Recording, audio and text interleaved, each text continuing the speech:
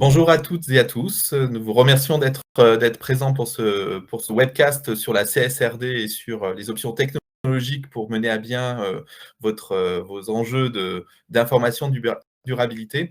Alors, ça sera une forme de JO et de challenge que toute entreprise a aujourd'hui à accomplir pour 2025.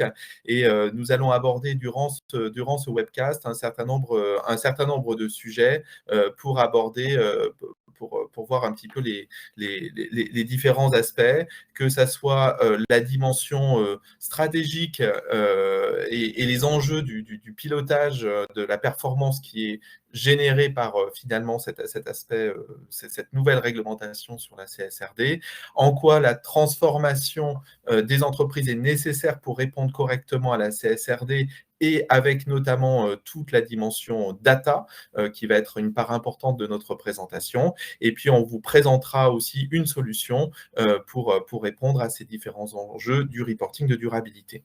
Alors, pour répondre à ce webcast, nous avons la chance d'avoir un panel aujourd'hui de très haute qualité avec de très, très beaux et belles athlètes, à commencer par Rim, qui est associé dans nos équipes data et qui va pouvoir nous présenter toute l'importance de la donnée data, la dimension ESG data, pour répondre correctement à cette notion de reporting de durabilité. Nous aurons aussi la chance d'avoir Sylvain, qui est responsable de nos activités développement durable, de conseil au développement durable pour l'ensemble de PwC, qui a fêté d'ailleurs ses 30 ans, enfin je parle du département plus que de Sylvain, et qui pourra nous présenter en fait tout l'enjeu stratégique de la dimension CSRD.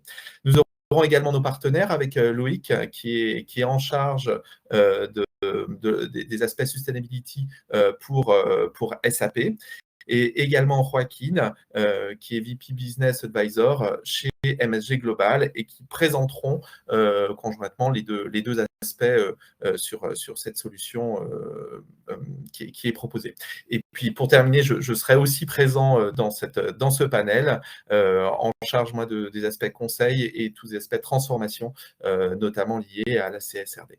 Et donc, pour commencer, je vais laisser la parole à Sylvain, qui va nous remettre, poser la scène, poser le décor et les enjeux stratégiques liés à la CSRD. Merci beaucoup Laurent et bonjour à toutes et tous. Visiblement, vous le voyez, je n'ai pas fêté mes 30 ans comme le disait Laurent, mais bien les 30 ans de notre activité, même si je suis sûrement encore très jeune, mais 30 ans, c'est un vieux rêve. Alors la CSRD, il y a foultitude de thématiques, de webcasts sur le sujet, donc le propos n'est pas de rentrer dans le détail là, mais bien d'attirer votre attention sur quelques points qui nous paraissent clés pour une mise en œuvre réussie, et puis pour en tirer de la valeur, puisque de toutes les manières, il faut y passer, donc autant en tirer le plus de valeur possible. Alors d'abord, jamais oublier que la CSRD, c'est un dispositif qui rentre dans un ensemble. Cet ensemble, c'est le plan qu'a dessiné la Commission européenne en 2018, quand cette commission-là est arrivée, en disant, ben voilà, les questions de durabilité sont majeures pour l'économie, sont majeures pour les citoyens, il va falloir transformer l'économie plus vite et plus fort que ce n'a été le cas avant, et c'est l'objet du Green Deal européen. Et au cœur de ce Green Deal européen, pour transformer l'économie, eh bien, tout un arsenal de mesures ont été lancées dans le cadre d'un plan qui s'appelle le Plan européen pour la finance durable. Et c'est notamment dans ce plan que l'on retrouve des textes que vous connaissez, comme la taxonomie, dont l'objectif est évidemment de déterminer si une activité est durable, des textes destinés plutôt aux asset managers, aux banquiers et aux assureurs comme la SFDR, et bien sûr la CSRD.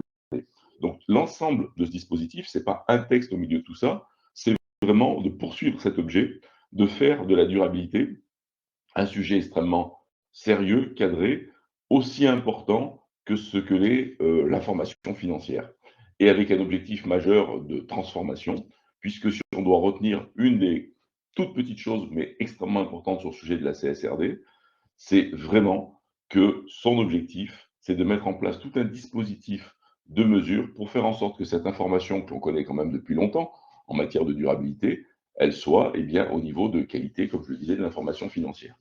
Et puis la CSRD, c'est beaucoup plus de la stratégie de la performance que du reporting et de la compliance. Bien entendu, il faut être en conformité avec la réglementation, donc ça c'est de la compliance. Bien entendu, on va faire du reporting, mais de quoi on parle vraiment sur le fond? D'abord, on parle de stratégie, puisqu'au cœur du dispositif, il y a ce qu'on appelle l'analyse de double matérialité, donc que vous connaissez tous, et je dis volontairement l'analyse de double matérialité et pas la matrice de double matérialité. Jamais les textes n'ont prévu de faire une matrice, ça peut être une bonne pratique, une façon de le faire, mais il y a déjà, on le sait, des entreprises qui publieront cette information sous une autre forme qu'une matrice. Et je rappelle qu'il y a un écart significatif entre ce que l'on connaissait en termes de matrice de matérialité dans le passé et l'analyse de double matérialité aujourd'hui. Et en fait, si on devait le résumer, qu'est-ce que c'est? Ben, c'est un questionnement de l'impact des questions de durabilité sur la stratégie et le business model d'une entreprise. Et à retenir aussi, parce qu'on observe que c'est difficile, parfois c'est une des deux dimensions que je vais évoquer, on parle bien de risque et d'opportunité. Et tout le monde reste souvent centré sur le risque, puisque les textes précédents étaient très orientés sur les risques. Non, là, c'est une occasion importante, certes, d'étudier, d'analyser, de présenter les risques en matière de durabilité, mais aussi les opportunités que porte l'entreprise et son business model. Donc vraiment, une analyse stratégique au cœur du dispositif. Ensuite, de la performance, eh bien, je le disais, c'est aussi simple que ce que je disais au début, en tous les cas de façon conceptuelle. Cette info-là va constituer une jambe majeure à la performance d'une entreprise qui est aujourd'hui assise essentiellement sur des données comptables et financières. Demain, cette performance-là sera assise de façon aussi forte sur des données de durabilité que sur des données financières. Et pour cela, eh bien, on retrouve dans la CSRD toute une série d'éléments pour rapprocher cette information de durabilité. D'abord, beaucoup plus d'entreprises concernées au travers des seuils. Une dimension d'ailleurs extraterritoriale dont on ne parle pas assez, mais je peux vous dire notamment que au niveau de nos activités de conseil en développement durable, là où on travaille le plus sur la CSRD dans le monde, c'est aux États-Unis. Alors ça peut surprendre, mais qu'est-ce que ça veut dire? Ben, ça veut dire que les entreprises américaines se préparent à la fois pour leurs filiales présentes en Europe, mais demain pour leur périmètre global, demain c'est en 2029, ben, se préparent à reporter sur la CSRD. Donc beaucoup plus d'entreprises concernées. Tout de suite, la responsabilité de l'information positionnée au niveau du comité d'audit, avec une possibilité de la déléguer à un autre comité dans les pays qui ont choisi cette option, mais ça veut bien dire que on la met sous la responsabilité de la gouvernance, avec exactement le texte du Code de commerce qui traite de la responsabilité du comité d'audit sur les comptes, et bien qui a été modifié, ce même texte, pour y intégrer l'information de durabilité. Un tagging électronique XBRL, exactement comme l'information financière. Une localisation dans le rapport de gestion, comme l'information financière. Une normalisation de l'information, ce qui était une des très grandes nouveautés de la CSRD.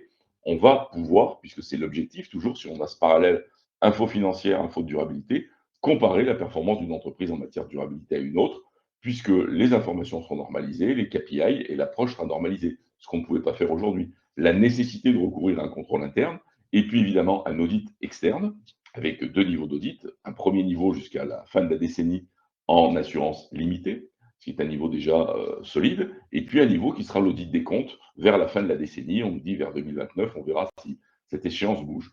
Et ce que l'on voit déjà dans les choses que je voulais partager avec vous, c'est que ça commence à parler à des investisseurs aujourd'hui et même à des analystes.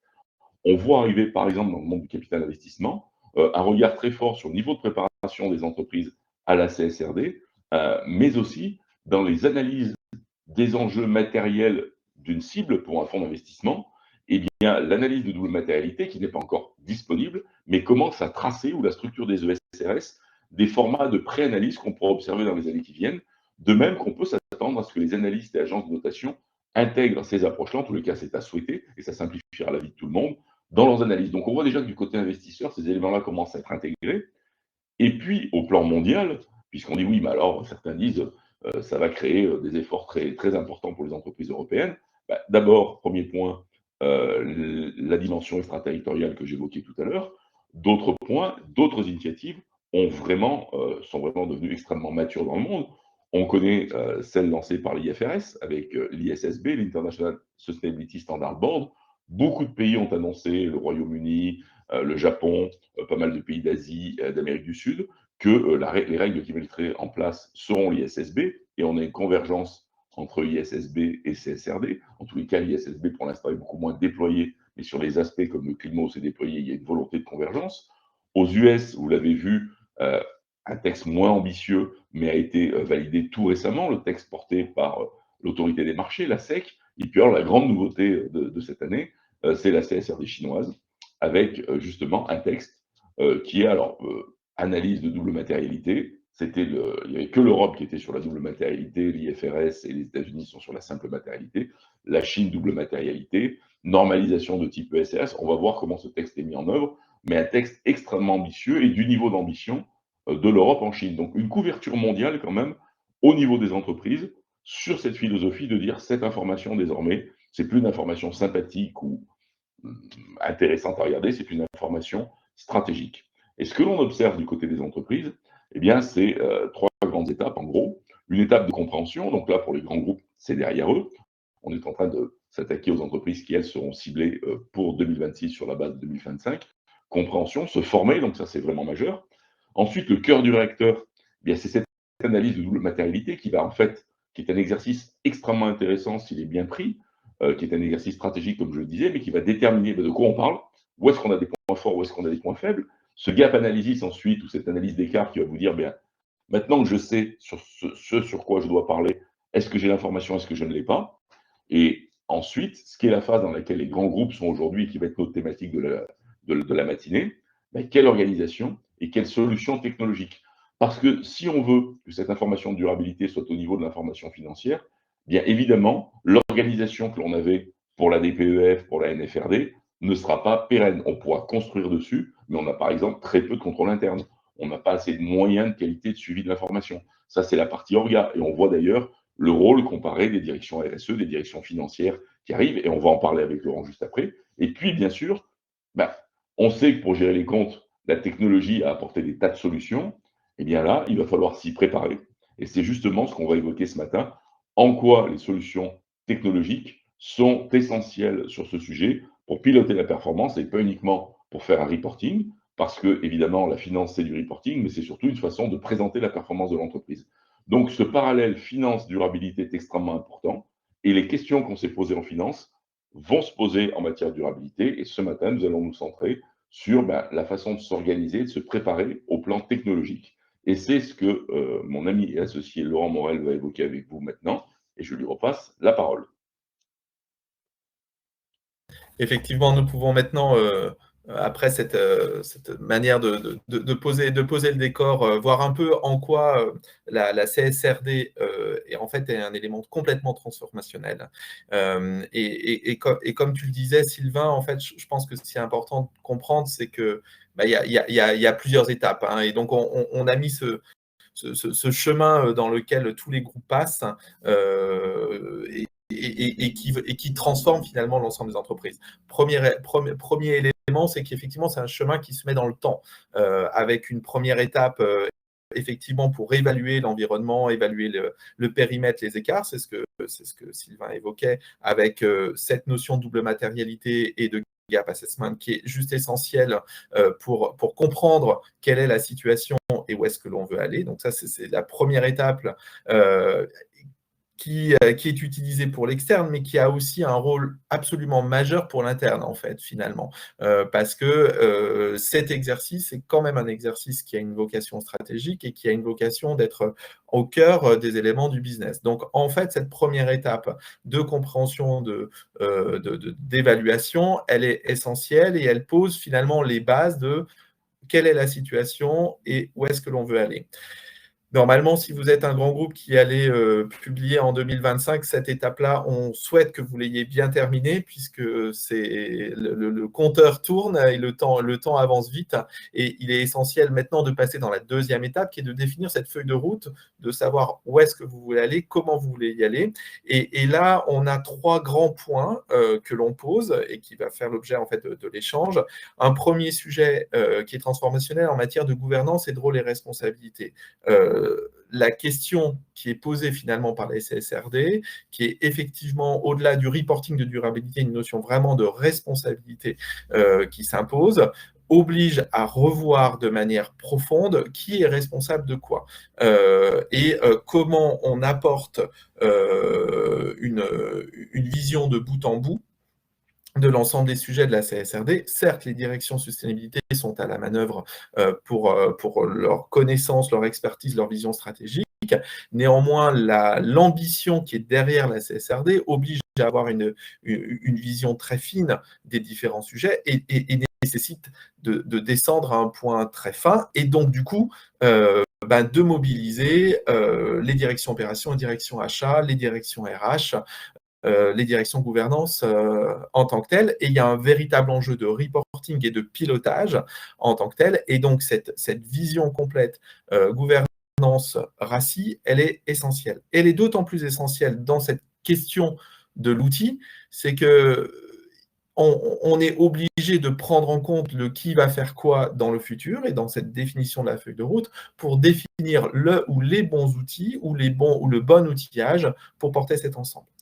Deuxième sujet, les données, elles n'apparaissent pas comme ça en tant que telles, et donc il est nécessaire d'avoir une vision processus de bout en bout, et donc de voir du fait générateur, et je vais utiliser volontairement des termes très, très financiers, du fait générateur jusqu'à son reporting, comment tout ça est organisé, comment tout ça passe, comment tout ça est contrôlé. Et donc, en fait, l'une des grandes marches qui va être transformationnelle pour la CSRD, c'est réfléchir cette vision de processus et de processus de bout en bout. On pourrait même imaginer à un moment donné que ces processus extra-financiers deviennent de la même rigueur et de la même qualité que les processus financiers. C'est ce qui va se passer. C'est ce qui va se passer. Et donc, toutes les méthodes qui ont pu été appliquées par le passé sur les processus financiers de phase close, de rigueur, de qualité, de contrôle interne, vont devoir être appliquées sur les processus extra-financiers. Et donc, manifestement, là encore, on est aussi sur des sujets de processus et de méthodes qui vont bouger et qui vont transformer l'entreprise.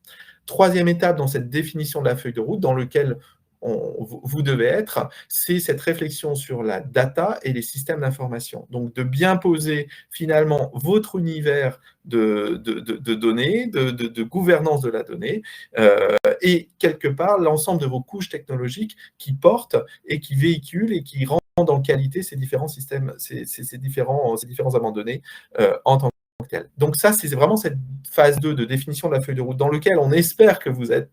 En tout cas, c'est là que se pose la trajectoire de transformation pour entrer dans cette phase 3 qui va arriver très très vite pour toutes les entreprises, qui est la transformation à proprement parler et la mise en œuvre de cette transformation qui va être faite sur différents points. Le premier, c'est une transformation des équipes, parce que si demain, même si aujourd'hui, certaines personnes vont être en charge de nouveaux sujets extra-financiers, il va falloir les former, les préparer à cette workforce transformation, pour utiliser un anglicisme. Deuxièmement, il va falloir modifier les éléments qui sont liés à ce qu'on appelle le business partnering et au pilotage, en fait, puisque ce qui nous intéresse finalement dans cette CSRD, c'est de piloter l'entreprise en prenant en compte l'ensemble de ces éléments de sa performance globale et donc en intégrant pleinement ces éléments d'extra-financier. Et la troisième dimension en tant que telle dans cette mise en œuvre, effectivement, c'est la mise en place des éléments d'outillage qui sont appropriés. Donc ça, c'est vraiment cette vision un peu dynamique sur l'ensemble qui est à prendre en compte. Et donc, on voit bien que pour prendre en compte cette transformation, ça mobilise dans vos entreprises l'ensemble des parties prenantes, et donc assez largement des directions RSE, direction financière, direction opération, direction RH, direction système d'information pour porter tout ça. Un point aussi qui est important, c'est que les thématiques qui sont abordées, et on l'a mis en premier, sont diverses. Et la première des thématiques, c'est il ne faut pas perdre de vue la dimension stratégique que doit avoir la CSRD. Et donc, c'est pour ça que la transformation de la CSRD, ou ces sujets-là, sont portés au plus haut niveau des différentes entreprises, au niveau des COMEX et au niveau de des grandes orientations qui sont posées, et d'avoir ce continuum stratégique est extrêmement important pour la mise en œuvre de la CSRD. Donc, cette dimension stratégique, elle est extrêmement importante à prendre en compte et à garder pour ne pas rentrer finalement après dans un exercice uniquement de réglementaire qui serait passé à côté de l'enjeu de la CSRD. Deuxième sujet qui est à prendre en compte, un sujet organisation et people, en fait, parce qu'on voit bien que il y a un sujet de transformation, il y a un sujet de portée des nouveaux sujets à l'intérieur de l'entreprise. Et donc, il y aura des grands enjeux de transformation et de formation. Les dimensions processus et contrôle interne, qui est un point extrêmement important à aborder. Et enfin, la quatrième dimension qui nous semble important à évoquer dans ces sujets de transformation via la CSRD, c'est la partie technologie et data. Avant de passer au visuel suivant, peut-être juste un message administratif. N'hésitez pas à utiliser le chat aussi pour poser toutes les questions que vous auriez. Nous essaierons d'y répondre soit au cours de l'intervention, soit à la fin de cette présentation. Donc, 4 grandes thématiques que l'on veut aborder pour cette transformation CSRD se posent aussi en tant que telles. Quelles sont les briques technologiques et les solutions technologiques qui sont à prendre en compte, sachant qu'on est dans un environnement où le champ des possibles est assez large, avec des domaines qui sont très différentes, entre des plateformes de services qui donnent un certain nombre des éléments, des pure players de l'ESG qui existent et qui continuent d'exister, des outils provenant plutôt de la finance, je pense à des outils EPM ou des outils conso qui intègrent petit à petit des modules ESG et des dimensions ESG, une dimension gouvernance, risque et contrôle qui est aussi essentielle à prendre en compte, et puis il ne faut pas l'oublier, c'est qu'à la fin, on doit publier.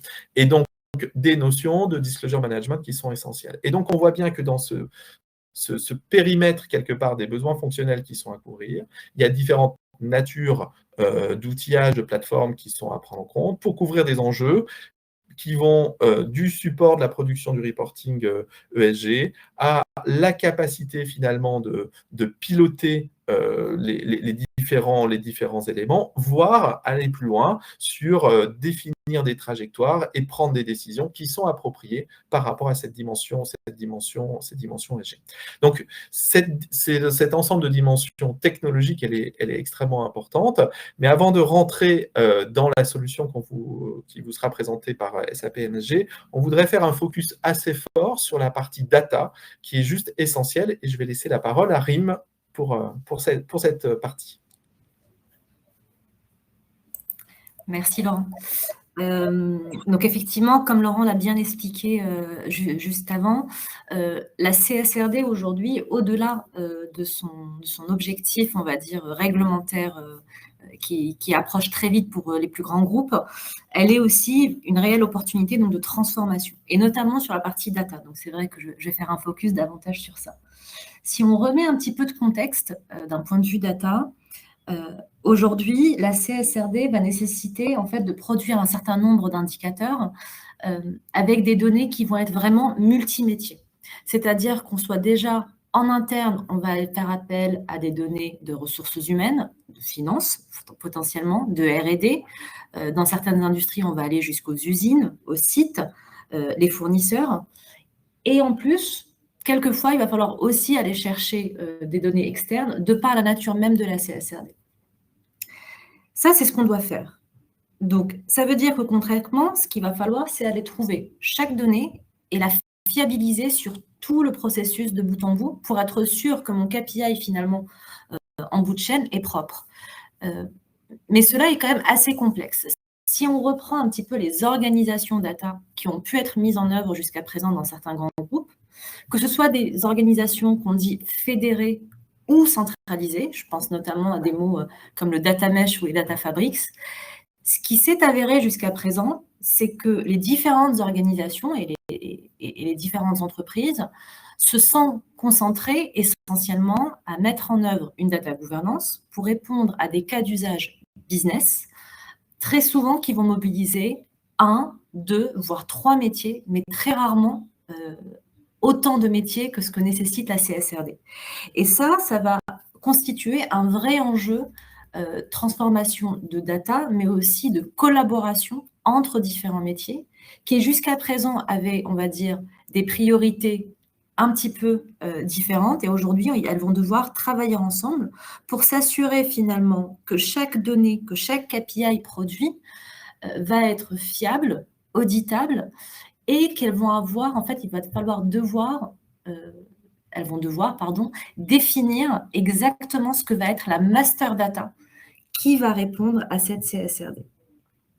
Donc, ce qu'il faudrait prendre en fait sur la CSRD, c'est de se dire non pas uniquement la production de KPI ou d'un reporting, c'est finalement une très belle opportunité pour accompagner une organisation dans sa transformation data.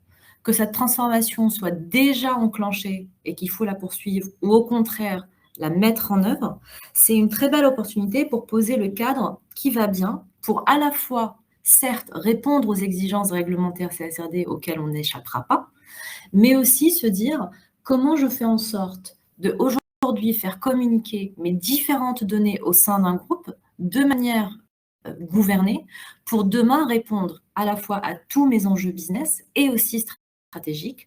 Finalement, en fait, la CSRD ne n'est que le premier cas d'usage d'une transformation beaucoup plus large. Donc voilà globalement.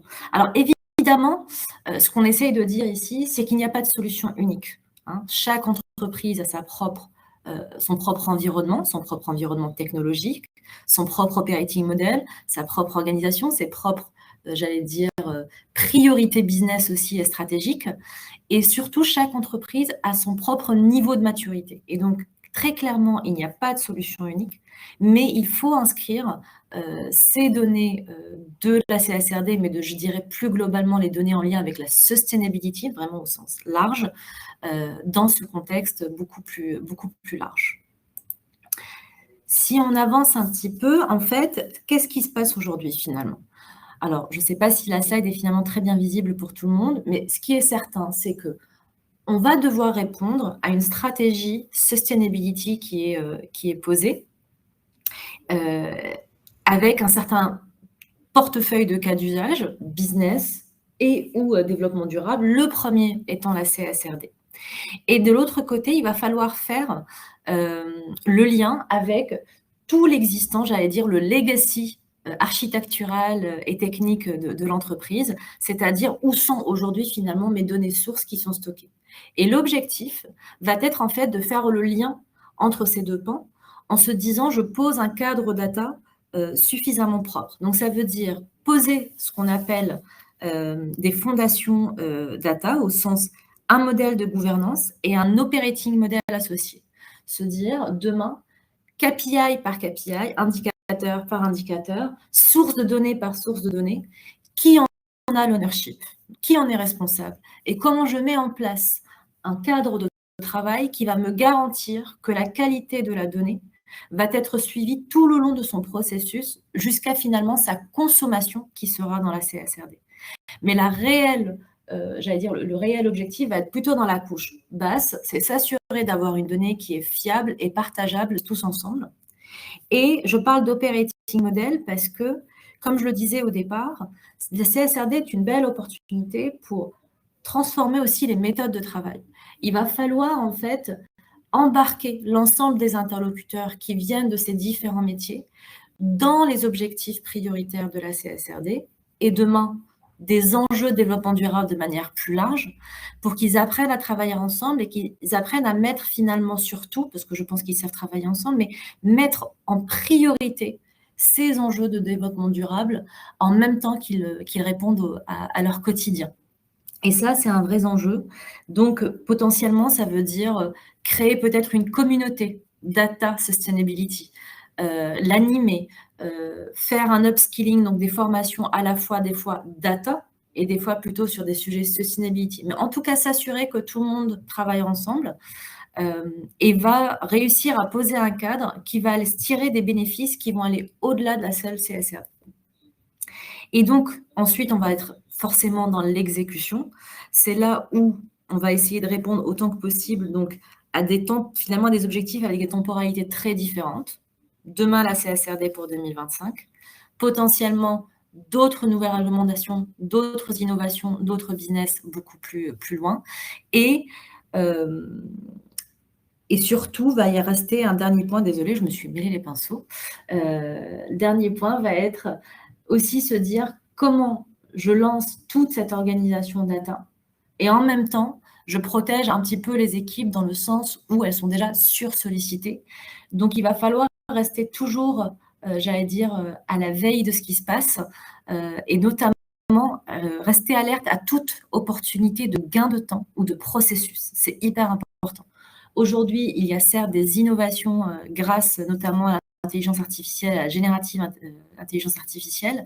Il est très important, même si ce n'est pas l'urgence du moment et ce n'est pas la priorité du moment, de rester alerte dès lors qu'il y a une opportunité demain pour aller accélérer certaines actions, fiabiliser certaines données, sans trop de sollicitation des équipes. Donc voilà ce que je voulais dire essentiellement sur la CSRD. Si on poursuit, il va y avoir en fait aujourd'hui différentes architectures de données qui peuvent être mises en place. Ce que vous voyez à l'écran n'est qu'un exemple. Mais ce qui est certain, c'est que la transformation data va devoir aller depuis les données sources jusqu'à son usage au bout du compte, où le premier cas d'usage est ce qu'on voit en première ligne, à savoir la CSRD.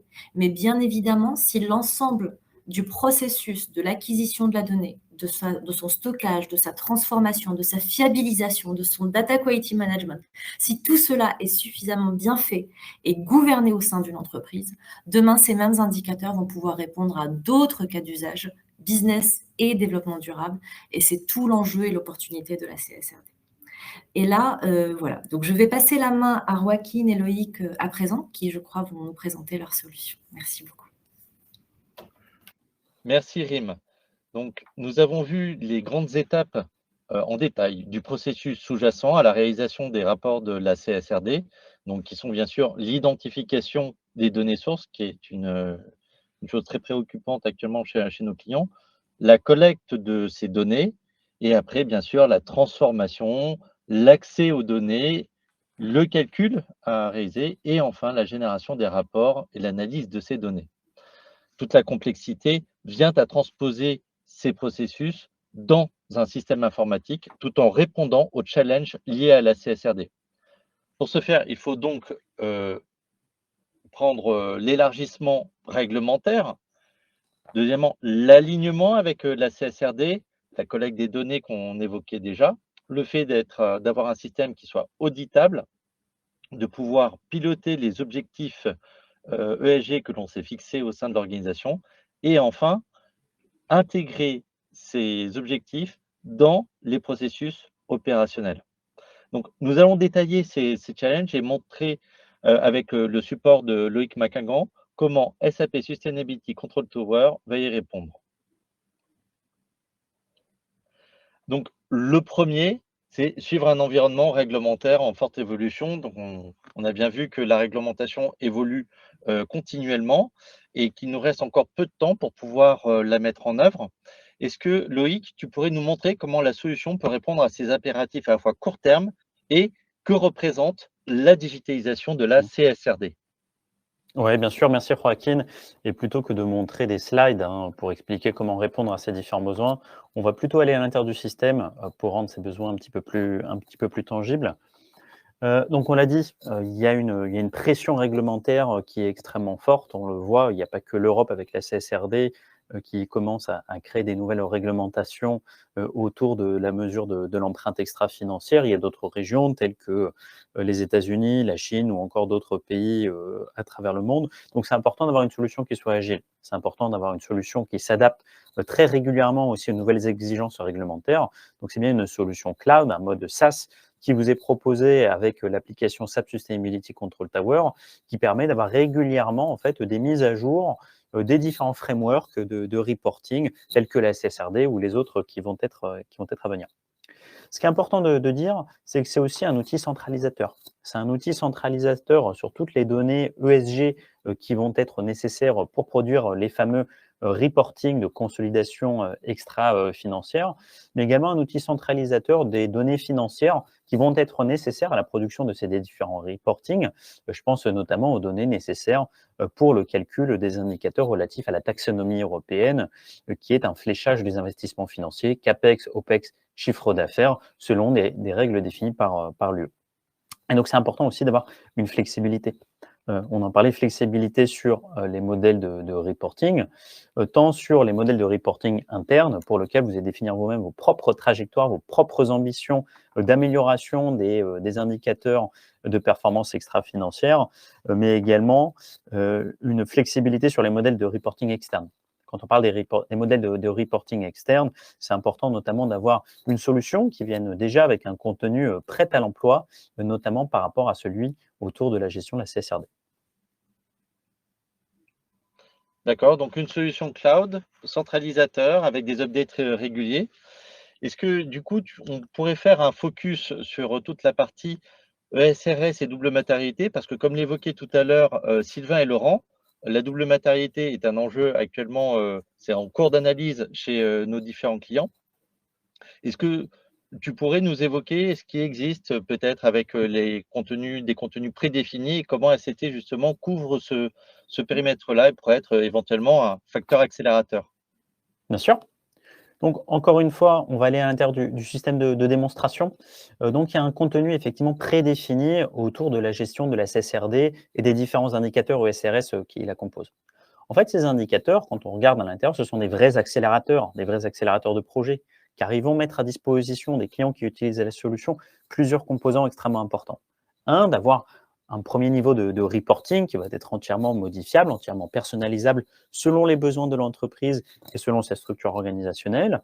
Deux, d'avoir un processus, on va le voir un petit peu plus tard dans la démonstration, mais un processus de gestion, de collecte de la donnée qui va être extrêmement précis. Et trois, d'avoir un modèle de données, un modèle de calcul qui soit aussi lui embarqué à l'intérieur de la solution et qui permet de pouvoir s'adapter au modèle de données de l'entreprise. Donc là, on se retrouve sur le premier reporting, on va dire prédéfini, autour de la gestion de la CSRD et notamment les différents ESRS qui composent la réglementation. Vous voyez, la solution, elle vient directement avec des reportings qui sont prédéfinis, des informations déjà qui sont prédéfinies, et tout ce que vous voyez à l'écran est entièrement personnalisable, configurable en fonction de votre entreprise, ce qui permet d'avoir une information qui soit partagée avec l'ensemble des parties prenantes au sein même de votre structure organisationnelle. On va retrouver l'information qui, par défaut, va être divisée en différents onglets. Donc, je peux avoir aussi bien un onglet générique sur la performance globale de mon entreprise, mais aussi après d'avoir des onglets avec des niveaux d'information qui vont être un petit peu plus précis. Là, notamment, on va avoir toute l'analyse de la double matérialité de notre entreprise fictive au cours de cette démonstration qui montre bien les points de risque, mais également les points d'opportunité, comme cela a été rappelé par Sylvain dans son propos introductif. Mais ce qui est important aussi, c'est de ne pas juste avoir cette vision générique, mais aussi de pouvoir intégrer l'ensemble des différents ESRS, donc les dimensions E, S et G, avec notamment, si on fait un premier focus sur la partie E1 qui correspond au climate change, on va avoir les grandes définitions, les grandes ambitions de notre entreprise sur les années à venir, sur les différents scopes qui composent son bilan carbone, mais également d'avoir des reportings qui soient plus fins, qui correspondent en fait à ce qui est demandé par la réglementation. Notamment ici, on a un exemple sur la partie consommation mixte énergétique, et après d'avoir des détails extrêmement fins sur l'ensemble des autres dimensions. Là, par exemple, on a un exemple de représentativité de la décomposition de notre bilan carbone sur les scopes 1, 2 et 3 selon différents axes. Aussi bien sur le scope 1 et 2, on peut l'avoir d'un point de vue pays, mais également on pourrait l'avoir par business unit ou par autres éléments, comme on peut le voir sur la partie du scope 3. Ce qui est important de voir, c'est que ces reportings, ils ne sont pas figés. En fait, très simplement, on a la possibilité pour l'ensemble des différents collaborateurs de pouvoir descendre à des niveaux qui soient beaucoup plus fins et qui permettent aussi de pouvoir faire du coup du pilotage de l'information directement sur base des informations qui sont calculées, centralisées par la solution SAP Sustainability Control Tower. Bon, là, on regardait les exemples concernant la gestion des indicateurs relatifs aux données environnementales du climate change and pollution. On va retrouver la même chose sur l'eau, la biodiversité, l'économie circulaire, et également sur toute la performance sociale de notre entreprise, sur lequel on peut tout aussi bien venir agréger des datas qui proviennent de différents systèmes sources qui vont me permettre de remonter toutes les informations nécessaires à la production de mon reporting CSRD tel que demandé par la réglementation. Merci. Donc effectivement, des packages qui sont en phase avec les différents besoins de nos clients et qui sont mis à jour régulièrement et que l'on peut faire évoluer, comme tu le disais, en fonction du contexte du client avec une capacité d'analyse, de justification dans les différents rapports. Mais bien sûr, tout cela est bien structuré et on parlait tout à l'heure de l'enjeu lié à la donnée, à la data, avec une grande hétérogénéité de data, parce que tout ne provient pas forcément d'un ERP comme c'est le cas actuellement pour les données financières. Donc, il va y avoir beaucoup de systèmes opérationnels, voire énormément de fichiers Excel, ou encore de data lake pour ceux qui ont commencé déjà à faire cet effort de rationalisation et d'exercice de centralisation de la donnée. Donc, Rim nous expliquait tout à l'heure avec tout ce processus autour de la data qui est nécessaire, mais qui va mettre du temps avant d'être mis en place. Est-ce que tu pourrais nous montrer comment SCT, justement, s'adapte à ce contexte pour nos différents clients? Bien sûr. Et là, encore une fois, je te propose d'aller à l'intérieur du système pour rendre ces informations plus tangibles. Donc, tu le disais effectivement très bien, toutes les informations déjà, de base, ne proviennent pas que de l'ERP, mais surtout ne proviennent pas que de systèmes SAP. Malheureusement pour l'éditeur que nous sommes, nos clients ont un paysage applicatif qui est extrêmement hétérogène, sur lequel il y a des ERP provenant de différents éditeurs, SAP, mais pas que.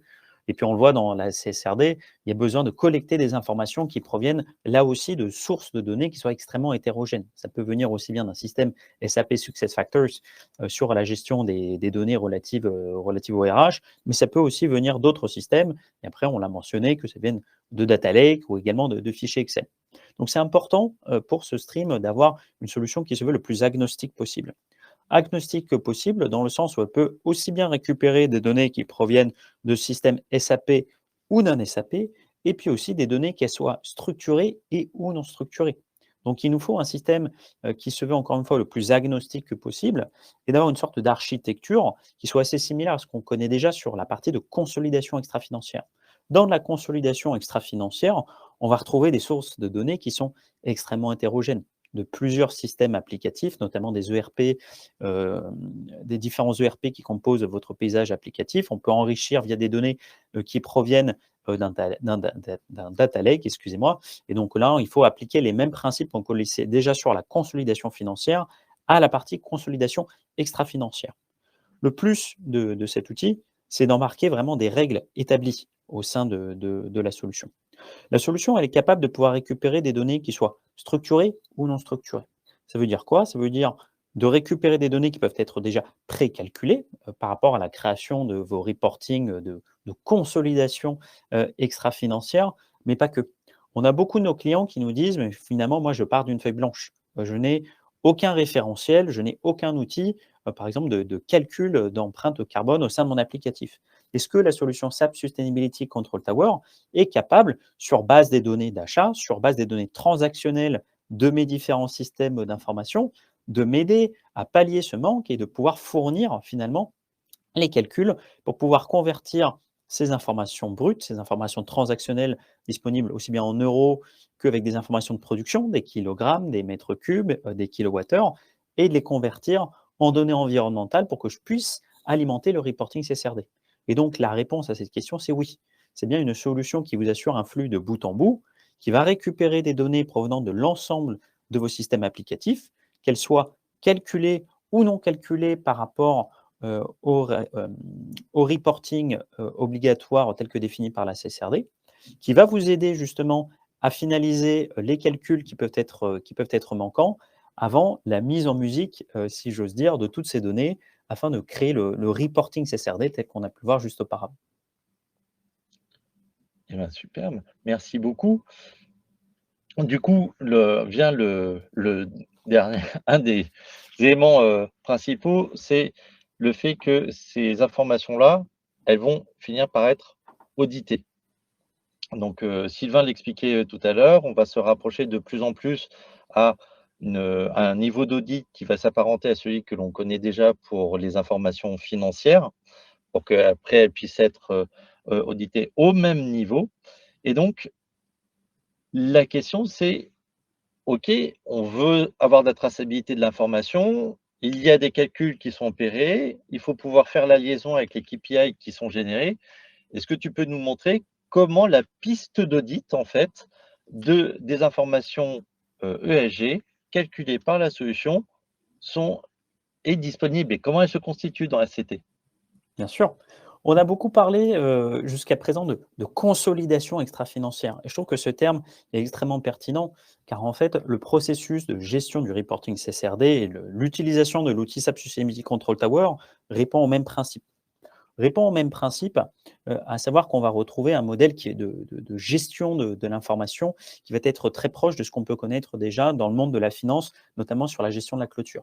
Quand on doit créer un reporting au 3 avril, il est important de récupérer toutes les données qui proviennent de différents systèmes. Tous les types de données vont provenir des systèmes transactionnels, que ce soit de l'ERP, récupérer des données qui vont nous aider à faire le calcul de l'empreinte carbone, type des informations de l'ADEME, les autres données transactionnelles, créer les calculs qui vont être nécessaires, effectuer la revue et effectivement la publication. Donc pour chacun de ces grands ensembles, de ces sous-ensembles, on va retrouver des sous-processus. Encore une fois, c'est très similaire à ce que vous connaissez déjà sur la clôture financière. Comme sur de la clôture financière, on va avoir différentes étapes. Ces étapes, elles vont avoir un statut qui va aller de la publication, de la revue, de l'approbation, jusqu'à la complétion finalement des activités. Pour chacune des activités qu'on peut voir sur cet exemple actuellement à l'écran, on va avoir des personnes qui vont être en charge d'effectuer des actions et ce qui vont nous garantir la piste d'audit, notamment sur la partie d'ownership. Donc, dès lors qu'une action va être disponible, toutes les personnes faisant partie de personnes en charge de réaliser une action vont être notifiées par l'application en me signifiant que j'ai une semaine finalement pour réaliser les tâches A, B et C.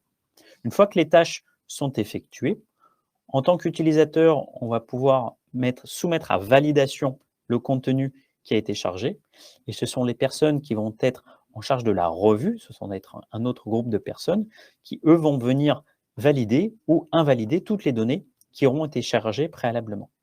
Et de suivre les actions step by step telles que définies par ce processus, ça permet vraiment d'avoir une centralisation, une définition du processus qui va être à suivre, qui va nous garantir notamment la piste d'audit. Comme sur une clôture financière, il est aussi important de pouvoir partager de l'information avec les différentes parties prenantes. Donc, encore une fois, comme sur de la clôture financière, on va pouvoir rajouter des commentaires. Rajouter des commentaires qui vont me permettre d'échanger de l'information. Je vais également pouvoir venir rajouter des commentaires. Ces commentaires, ils vont être extrêmement utiles sur toute la partie validation, définition et justification de certains éléments, là encore pour garantir une piste d'audit complète. Mais quand on veut garantir une piste d'audit complète telle que mentionnée au préalable par nos amis de PwC, il est important de pouvoir tracer non seulement ce qui est réalisé par les humains, mais également tout ce qui est réalisé par l'applicatif. Donc, dans l'application, on va retrouver tout le même principe que vous connaissez déjà à travers l'ensemble des autres applications SAP, à savoir de pouvoir tracer grâce au user log qui a effectué quoi, à quel moment à l'intérieur du système, mais aussi de pouvoir suivre ce que l'application a fait. C'est-à-dire de pouvoir suivre quelles ont été les informations qui ont été chargées en batch depuis les différents systèmes sources et depuis voir quelles ont été les modifications qui ont pu être apportées, je pense par exemple au modèle de gestion tel que vous voyez sur l'écran ou également par rapport au modèle de calcul. Si on regarde notamment sur la partie des user logs qui sont à disposition, on voit bien l'ensemble des différentes actions qui sont résumées à travers cette application et qui permettent de pouvoir définir à une date extrêmement précise qui a effectué quoi, à quel moment, sur quelle application. Ce qui nous garantit, Joaquin, une auditabilité complète du processus de bout en bout. Effectivement, un audit technique, un audit fonctionnel, un audit du processus et des règles de gestion qui sont appliquées, ça permet de pouvoir donner un certain seuil de confort pour l'organisation lorsqu'il y a des échanges avec les auditeurs, aussi bien en audit externe qu'en audit interne. Et effectivement, le processus que tu montrais montre bien qu'il peut y avoir justement un commitment, qui est une première étape dans l'exercice de transformation des organisations pour que ça fasse partie prenante, en fait, de l'exercice au quotidien des opérationnels. On en vient du coup à l'avant-dernier point pour justement essayer de définir tous ces éléments en termes de pilotage, donc pas uniquement répondre à l'enjeu des problématiques de reporting, ESRS, EU Taxonomy, donc la CSRD, mais que ça devienne un outil de pilotage au quotidien. Est-ce que justement, on peut montrer comment ce pilotage, qui est un niveau pour l'instant agrégé, hein, on est à un niveau agrégé haut dans la structure organisationnelle, et ben, comment on peut le décliner opérationnellement et en même temps améliorer la qualité des données dès l'origine, pour vraiment avoir cette vision end-to-end et permettre le pilotage de l'organisation. Bien sûr, et puis là encore, pour répondre à ta question, je te propose qu'on regarde directement à l'intérieur du système.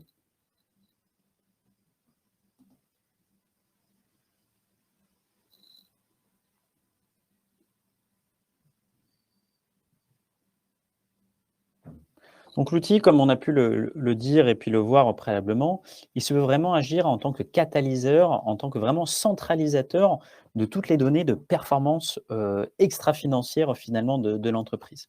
Et finalement, comme on connaît déjà sur un processus de gestion de la performance financière de l'entreprise, on souhaite avoir une double approche. Une approche bottom-up et puis une approche également top-down. Dans cette approche top-down, ce que souhaitent faire les entreprises, c'est de définir les grands jalons, quels sont les grands objectifs qu'on se donne en tant qu'entreprise sur les années qui vont à venir. Et comme sur une gestion de la performance financière de l'entreprise, on peut éventuellement se donner des targets à plus ou moins court ou moyen terme qui vont me permettre de pouvoir faire une comparaison entre les objectifs que j'ai définis et puis également la mesure du réalisé grâce à toute la partie calculatoire qui est aussi embarquée au sein de la solution. Autour de la gestion de la performance extra-financière, ce qui est souvent demandé aussi par nos différents clients, c'est la capacité non pas juste d'avoir une approche top-down telle qu'on a pu le montrer au préalable, mais également d'avoir cette problématique de bottom-up. Si on regarde l'exemple qu'on était en train de suivre auparavant, notamment sur l'amélioration des émissions carbone, notamment sur la partie scope 1, on voit qu'il y a une définition des objectifs de réduction qui ont été déterminés par la direction de mon entreprise. Et après, localement, on va pouvoir mettre en place des plans d'action, des mesures correctives, des plans d'amélioration qui vont me permettre de pouvoir contribuer directement à l'amélioration de ces indicateurs. Là, je me retrouve notamment sur un plan d'action d'initiative locale, qui est l'installation de panneaux solaires, qui fait peut-être plus sens, je pense, pour les filiales, notamment, on va dire, d'Europe du Sud, de mon entreprise, que des filiales qui peuvent être en Europe du Nord. Et en tout cas, la solution va me permettre de pouvoir suivre justement l'amélioration de la performance de cet indicateur d'un point de vue temps, gains environnementaux, tels que calculés par l'application, mais également de pouvoir voir quels vont être les impacts financiers de la mise en application d'une telle mesure. Donc, on va vraiment avoir cette double approche qui va être fournie au sein de la solution, qui va me permettre de pouvoir avoir cette approche top-down telle qu'on a pu le voir auparavant, mais là aussi d'avoir une approche bottom-up pour l'ensemble des différentes parties prenantes et des différentes entités qui composent mon groupe, pour me permettre d'avoir sur l'amélioration d'un indicateur en particulier, de pouvoir suivre tous les plans d'action locaux qui ont pu être mis en place ou qui sont en train d'être mis en place et de pouvoir quantifier quel est le gain qu'on espère suite à la mise en application de ces différentes mesures. D'accord, donc si je résume, en fait, cette solution, elle nous aide bien sûr à piloter stratégiquement. Opérationnellement, on voit bien les différentes, le plan d'action et comment on peut le suivre, voir les évolutions au fur et à mesure, et en même temps de pouvoir produire les différents indicateurs que l'on retrouve dans la CSRD, donc la partie aussi bien ESRS que même l'EU Taxonomy. Mais bien sûr, la data, et Rim en parlait tout à l'heure, elle est centrale. Est-ce qu'il y a un moyen de pouvoir améliorer la qualité de la donnée que la solution pourrait capter et surtout comprendre dans la galaxie SAP les interactions avec les autres solutions du portefeuille Sustainability pour que l'on puisse comprendre comment opérationnellement, concrètement pour l'utilisateur, ça peut se traduire, comment ça peut s'intégrer dans le processus opérationnel de l'organisation? Oui, tout à fait, Joaquin. Donc, au sein du portefeuille, on va dire, de solutions de durabilité de SAP, il y a diverses solutions. SAP Sustainability Control Tower, encore une fois, est une solution agnostique, qui est indépendante, on va dire, de l'ERP et des autres systèmes d'application, qui permet de pouvoir avoir un processus de bout en bout, hein, de collecte, de calcul des différents indicateurs avant la mise en conformité par rapport aux différentes réglementations. On a choisi la CSRD aujourd'hui pour en faire l'illustration. Mais de plus en plus, nos clients nous disent j'ai besoin d'avoir un calcul qui soit immédiat. Un calcul qui soit immédiat, qui reflète directement les business process de mon entreprise au quotidien. Et le système pour lequel j'ai une administration finalement de mes activités opérationnelles, c'est l'ERP. Dans beaucoup d'entreprises, c'est notamment l'ERP SAP. Donc, on a déjà des outils qui permettent de pouvoir améliorer la performance environnementale des entreprises avec des calculs en automatique directement intégrés au sein de l'ERP. Et parmi les innovations qui sont à venir, il y a notamment le Green Ledger.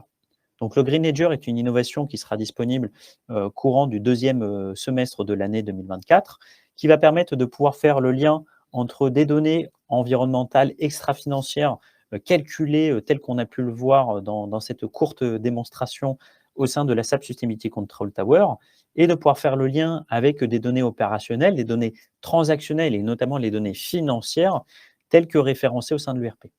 Donc, le Green Ledger, ce sera vraiment la conciliation des deux mondes, vraiment la conciliation des données financières, de controlling, de gestion, et puis de toutes les autres données attenantes au sein de l'ERP, avec des données calculées pour refléter la performance extra-financière de votre entreprise. Merci Loïc. Donc, vous l'avez compris par cette illustration sur SAP Sustainability Control Tower, ça n'est pas qu'une solution de data visualisation, c'est une solution de calcul qui est déjà mise en production chez clients. Et on a pu observer que plusieurs clients partaient d'abord sur une volonté de pilotage de la performance, puis après, on cherchait à répondre aux enjeux de reporting qu'imposait la CSRD. Et le SRS et bien sûr la EU taxonomie.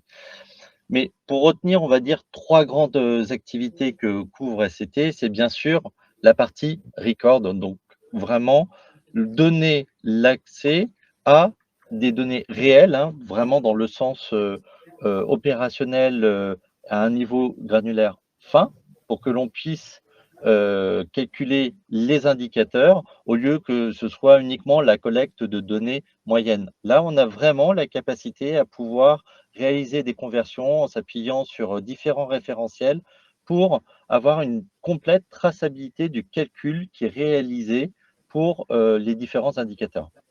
Le deuxième, c'est vraiment la partie des KPI qui sont directement auditables dans la solution. Donc, on a déjà évoqué différentes dimensions d'auditabilité de la solution. Mais voilà, ces packages préconfigurés que nous avons développés sur la plateforme SCT permet de pouvoir avoir une mise en production rapide, étant donné que les échéances se rapprochent à grands pas. Le dernier élément, c'est la partie acte, avec justement la capacité à pouvoir intégrer et redescendre dans les processus métiers toutes ces informations et ces ambitions de réduction de l'empreinte carbone ou toutes les dimensions sociétales, enfin vraiment les 3 dimensions ESG qui est déclinable dans l'ensemble de votre SI à partir de ce que vous avez défini, vraiment dans cette logique d'approche top-down.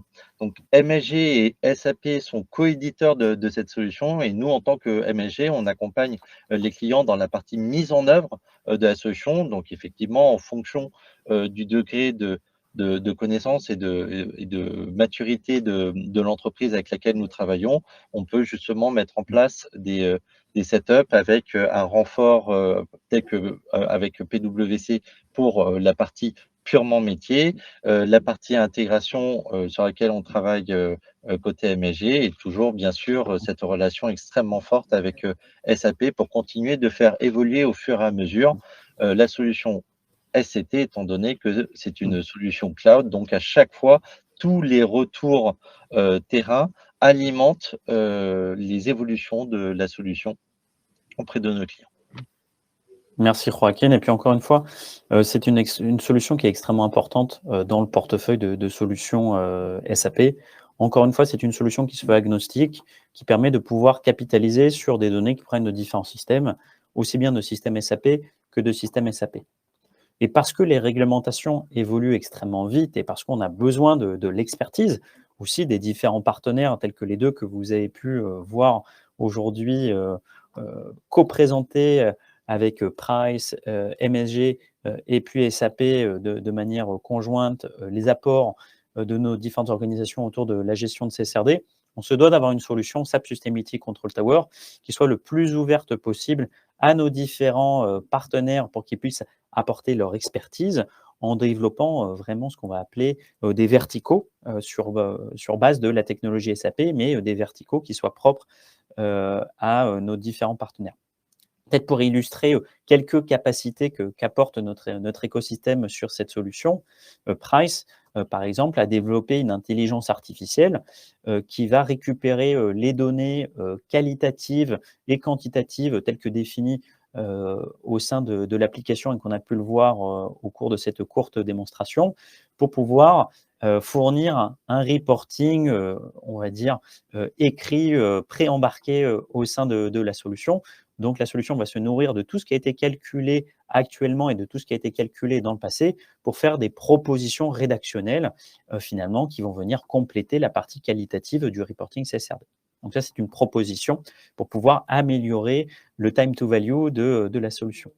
Et après, on a d'autres partenaires de type MSG, par exemple, qui vont apporter des contenus aussi très métiers, notamment sur toute la partie calculatoire qu'on a pu brièvement discuter au cours de cette démonstration, mais pour pouvoir vraiment vous aider à vous fournir des modèles de données qui soient pré-embarqués, prédéfinis, pour qu'on ait vraiment un plug and play et que vous puissiez utiliser la solution le plus rapidement possible afin d'être compliant avec la réglementation de CSRD. Et sur base de cette courte démonstration, on vous remercie effectivement sur ces différents éléments-là et on va laisser la main maintenant à Sylvain pour la partie conclusion. Eh bien, merci beaucoup. Comme il y a pas mal de questions, je vais faire court, mais je pense que ce qu'il faut retenir aujourd'hui sur ces sujets, c'est que les outils sans visage sont d'abord, vous le voyez en particulier, la solution qu'on présente aujourd'hui, extrêmement avancée et aboutie. Mais surtout qu'il y a une approche globale de la donnée en matière de durabilité, c'est ce qu'évoquait RIM aussi en amont. On n'installe pas un outil comme ça pour la CSRD, on a une vraie réflexion stratégique. De la même façon qu'on a une réflexion stratégique sur la façon de prendre en compte les questions de durabilité vis-à-vis de son modèle économique, vis-à-vis de son organisation.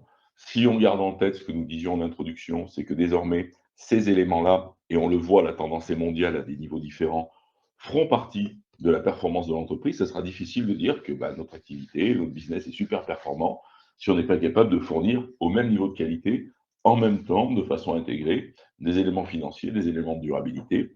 Et peu à peu, le monde des partenaires financiers, de l'ensemble des parties prenantes de l'entreprise, va s'adapter à ça. Et les questions qui vont venir, les ratios d'analyse, tous les éléments que l'on connaît aujourd'hui, quand on évalue, quand on finance une entreprise, quand on évalue sa santé financière, qui sont quand même très fortement assis sur la finance, demain seront assis sur ces deux éléments.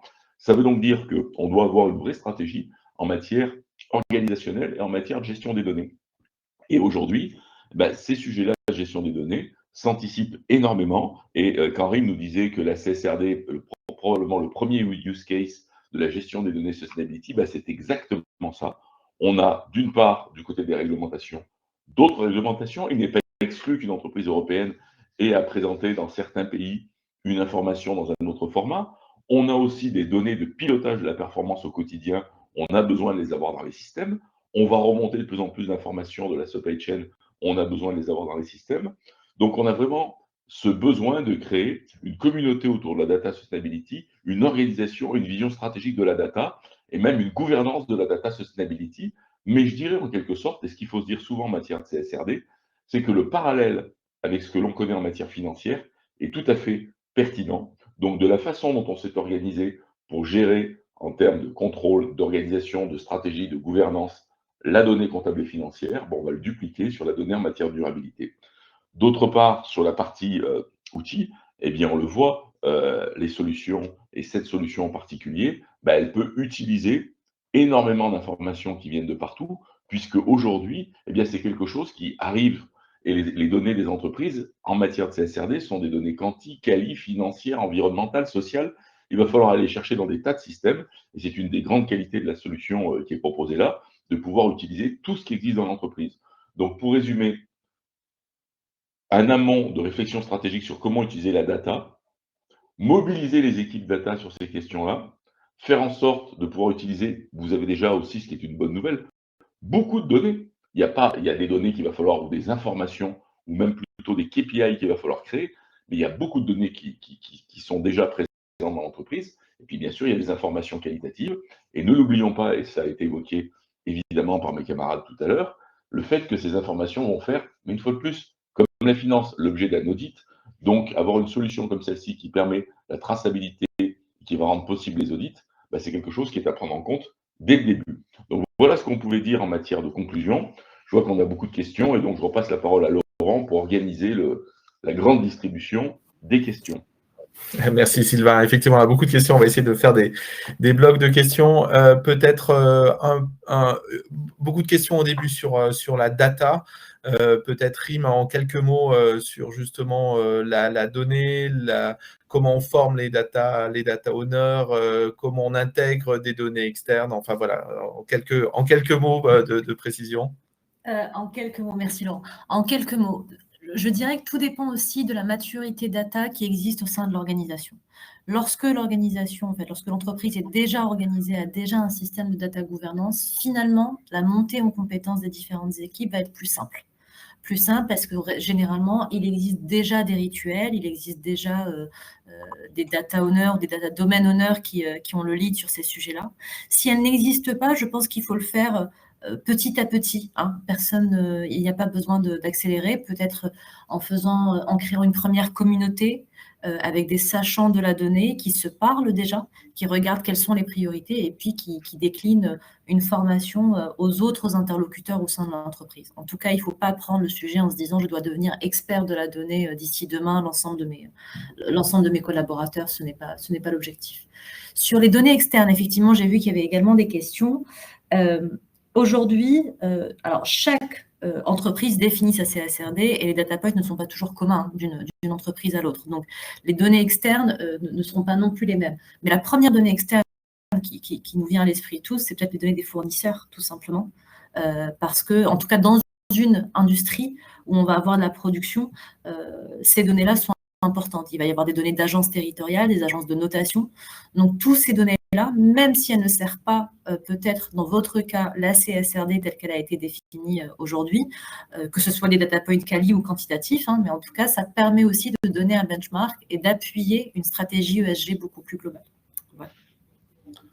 Je ne sais pas si j'ai tout dit ou si j'avais d'autres questions. Merci Rim. Non, mais très bien, très bien. De toute façon, on va enchaîner pour laisser un peu de place. Il y a beaucoup de questions aussi sur SAP.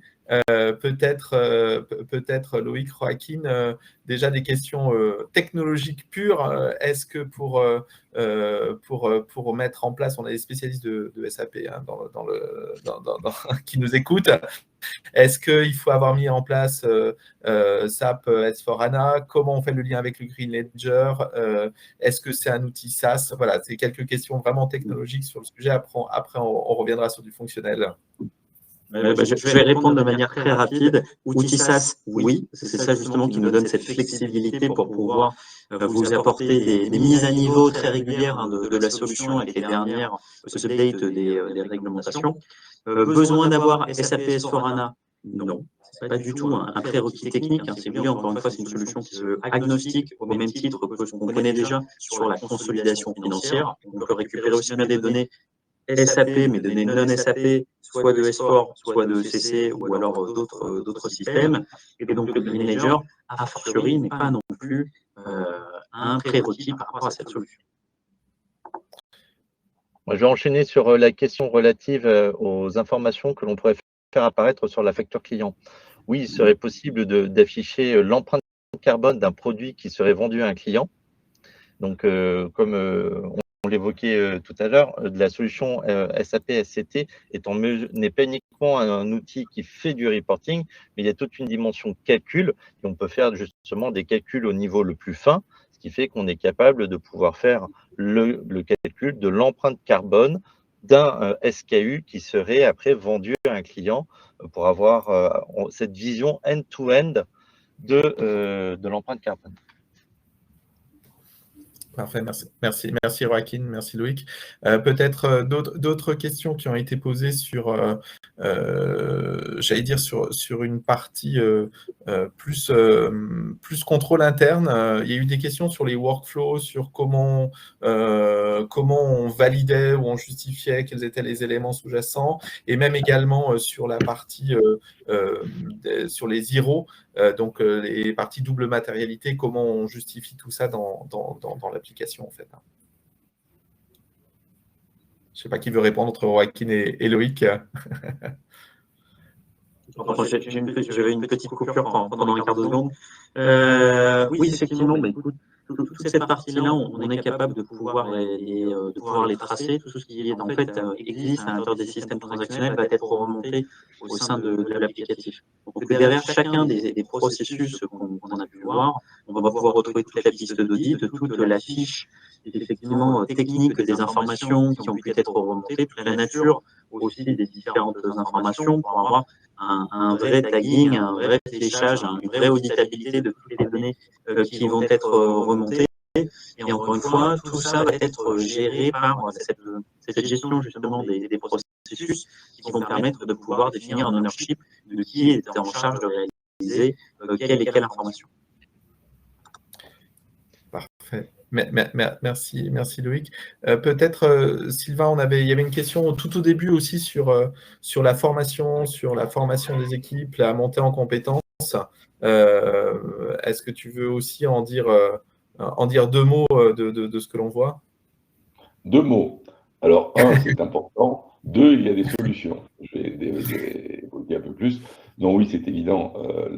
C'est un sujet qui est à la fois nouveau et pas nouveau, mais néanmoins, les équipes RSE connaissent bien, mais on voit bien aujourd'hui qu'on va très au-delà des équipes RSE, que ce soit les équipes data, les équipes finance, tout le monde. Donc la formation, c'est extrêmement important.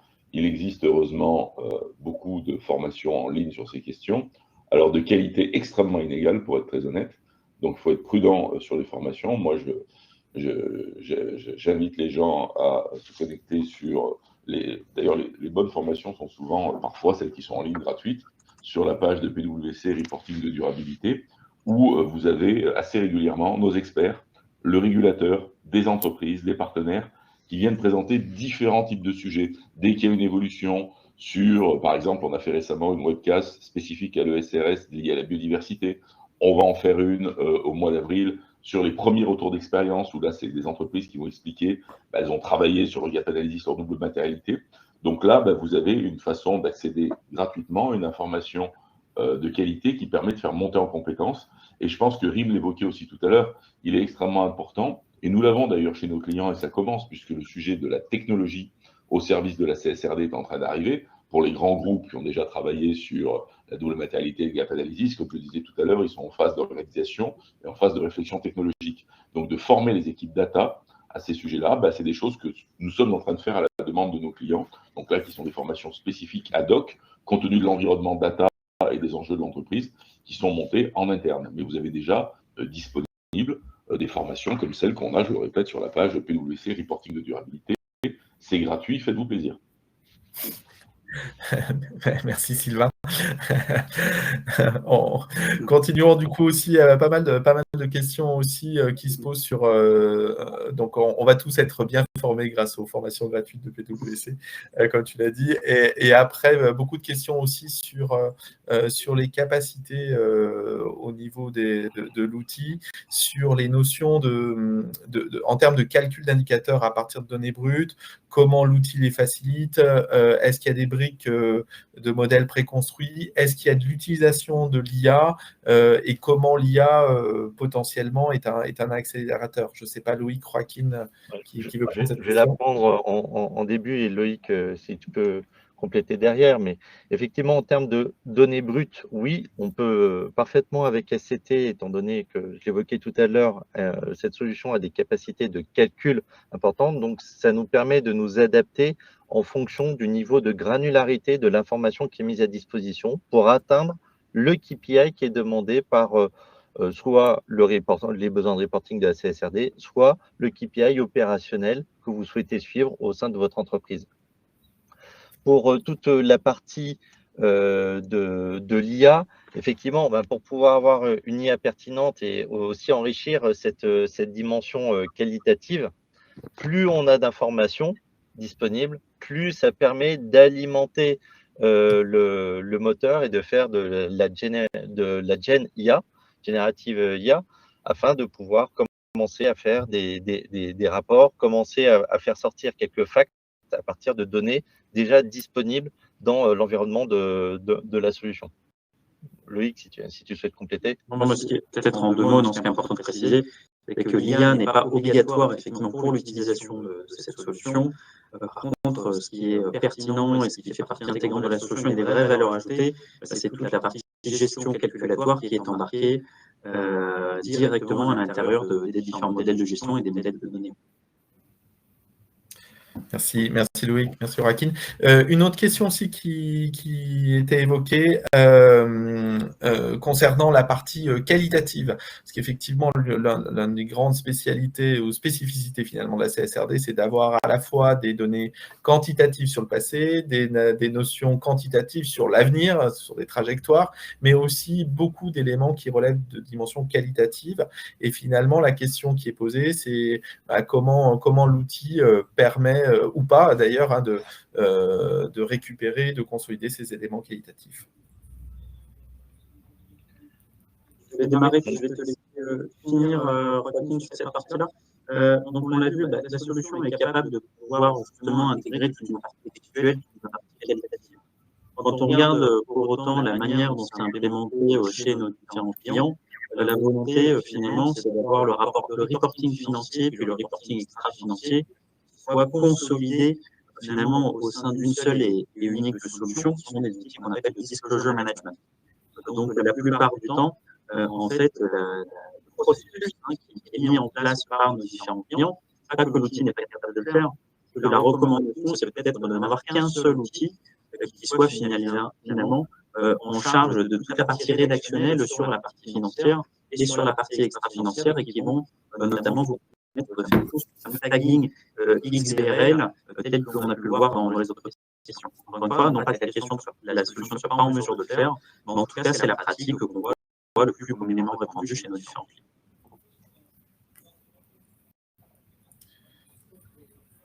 Merci Loïc. Peut-être également une autre question, en fait, c'est un peu la même question entre les questions sur les données quantitatives et les données qualitatives des ESRS, et donc comment du coup SAP le prend en compte dans l'ensemble de ces éléments, en fait. Je ne sais pas, Joaquin. Je vais la prendre pour celle-ci. Donc, en fait, à la fin de la présentation, lorsque justement Loïc présentait à la fois tout ce qui avait été développé sur la plateforme SAP SCT, on a justement évoqué des préconfigurés sur le SRS qui permet à partir de framework de récupération des datas, de pouvoir faire tous les calculs avec tous les KPI demandés dans le cadre de l'ESRS, car le SRS est obligatoire dans le cadre de la CSRD. Donc, on va dire pour schématiser, et Sylvain, j'espère que tu me permettras cette simplification, mais la CSRD, il y a une dimension EU taxonomie avec une vision financière des informations financières et à la fois analysée, donc le chiffre d'affaires, OPEX, CAPEX, analysé selon des critères sustainability, donc c'est une partie de la CSRD, et de l'autre côté, vous avez l'ESRS, qui sont sur toutes les dimensions ESG, avec des KPI précis listés, que justement, c'était dans le cadre de préconfiguré que nous avons co-construit, nous permet de répondre à ces obligations qui sont justement à très court terme. Merci beaucoup, Joaquin. Peut-être une autre question, il y a pas mal de questions aussi sur justement le lien disclosure management, le lien tagging, et justement comment tout ça fonctionne par rapport à SCT ou les autres briques de SAP pour prendre en compte tous ces éléments en fait. Oui, très rapidement, c'est un processus qui est déjà connu, qui existe déjà sur la partie consolidation financière.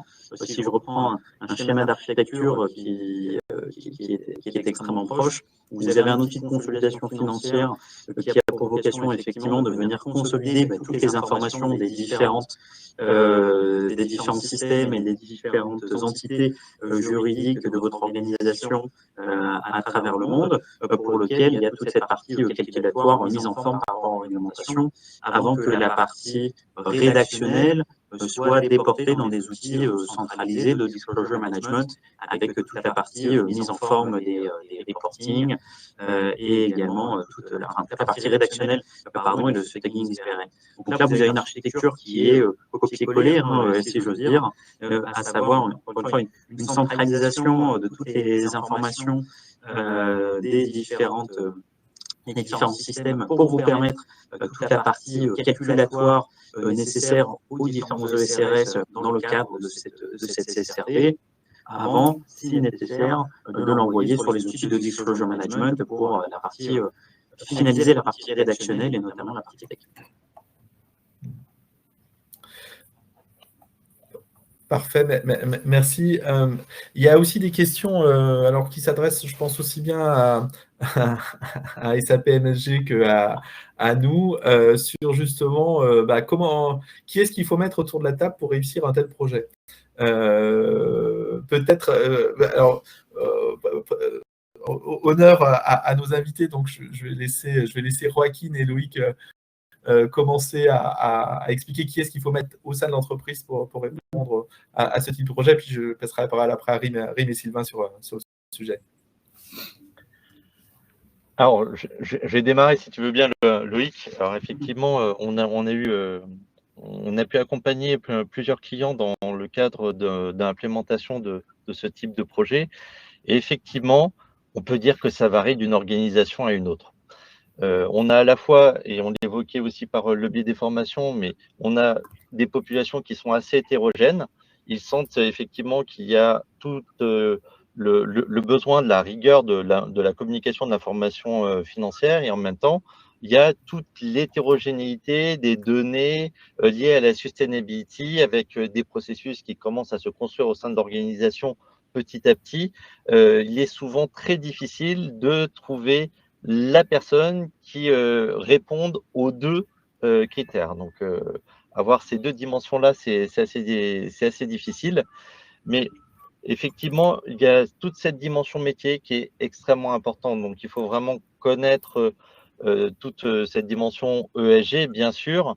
Lorsqu'on commence à toucher les dimensions EU taxonomie, impliquer la finance, c'est extrêmement important aussi. Donc, il faut bien sûr métier, IT, avec le bon sponsorship associé, parce que pour que ce ne soit pas uniquement un besoin en termes de reporting auquel on répond gentiment, non, il faut qu'on fasse de cette solution un élément de transformation au sein de l'organisation. Et c'est quelque chose d'assez sympathique que nous avons pu voir chez certains clients. Nous en avons vu quelques-uns qui ont fait la démarche inverse, c'est-à-dire qu'ils sont partis du besoin de pilotage de la performance et du pilotage de leur performance carbone pour petit à petit migrer vers le besoin de reporting lié à la CSRD. Donc, c'est une question, je dirais, de maturité, une question bien sûr, de connaissance du sujet, connaissance métier, et bien sûr, l'implication de l'IT est extrêmement importante pour réussir ce projet de transformation. Peut-être compléter. Oui. Sur le sujet data, en fait, c'est vrai que ça dépend de chaque organisation. On observe quand même dans beaucoup de cas, mais ce n'est pas exhaustif, que les directions financières se sont emparées du sujet du reporting CSRD, tout simplement parce qu'en fait, elles ont l'habitude, comparativement à d'autres métiers aussi, aux enjeux d'auditabilité de ces reportings. Néanmoins, même si elles ont l'ownership finalement de ce reporting, elles n'ont pas l'ownership des données qui alimentent ce reporting. Donc, d'une manière ou d'une autre, elles vont être obligées, en tout cas, de travailler avec les autres entités. Et donc, selon le niveau de maturité des organisations, ça peut être effectivement des fois aussi les directions ESG elles-mêmes, même si, malheureusement, souvent, elles n'ont pas les moyens que nécessite un tel projet. Et ensuite, elles vont beaucoup s'appuyer sur les Chief Data Officers, finalement, parce qu'ils ont l'habitude, en fait, de connaître tous les sachants de la data, en tout cas au sein d'une organisation, et de les animer déjà dans certains use cases, business, etc. Donc, souvent, ça va être le premier point de mobilisation, mais tout dépend vraiment de chaque organisation, s'il y a un Chief Data Officer ou pas du tout. Donc voilà. Sylvain, tu as peut-être une vision encore différente. Non. La seule chose à rajouter à ça, c'est que souvent on se pose la question, on entend même dans les entreprises, finalement c'est la finance qui récupère la RSE, ça n'a jamais été question. Comme tu l'as dit, c'est exactement ce qui se passe souvent, c'est que sur la partie auditabilité, structuration de l'information, il y a une beaucoup plus grande culture à la finance et surtout beaucoup plus d'équipes qu'à la RSE. Mais sur la matière de fond, qui est la vision stratégique du sujet, les enjeux, etc., c'est bien au niveau de la RSE que ces questions-là se travaillent.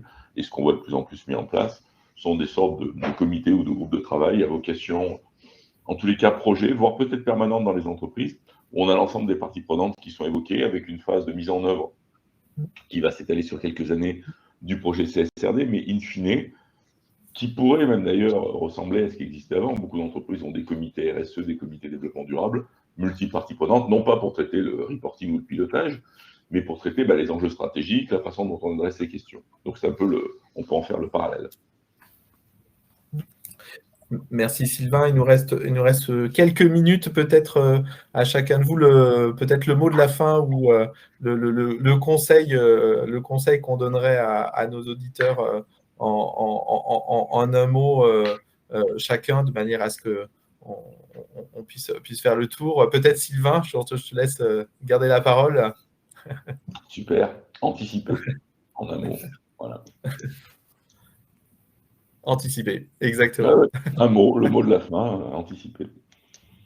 Parfait. Merci Sylvain. Rime peut-être. Je ne vais pas dire un mot, mais moi j'allais dire oui, dans le même esprit qu'anticiper, poser les fondations au plus tôt et penser plus loin que la seule exigence réglementaire. Voilà. Parfait, merci. Joaquin, peut-être le mot de la fin. Piloter. Merci beaucoup Loïc. Le mot de la fin du coup. Oui, très similaire à Sylvain et Rim, qu'il est important de démarrer effectivement sur son projet CSR. Parfait, merci à tous. Mon mot de la fin aussi, effectivement, moi, je pense que le sujet transformé est vraiment important parce que ça va être un sujet majeur de transformation. Il ne faut pas que la CSRD soit un sujet réglementaire, mais vraiment que ça soit un sujet de transformation des entreprises et du business. Donc voilà. Donc merci à tous de nous avoir écoutés sur ce webcast. Désolé parce qu'on me dit dans l'oreillette qu'il y a eu un sujet potentiellement d'écho sur l'un de nos micros. On va essayer d'y remédier pour que dans la vision podcast tout soit parfait. En tout cas, merci à nos partenaires d'avoir été là et d'avoir présenté leurs solutions et donc à tous qui nous écoutaient. Donc anticiper, piloter, ayez une vision large de la CSRD. Nous avons régulièrement différentes webcasts et PwC Focus sur les sujets de reporting de durabilité. Donc formez-vous, informez-vous, on est là pour ça, vous avez tous les éléments de connexion et en tout cas on vous remercie d'avoir participé à cette heure et demie avec nous. Merci à tous, bonne journée.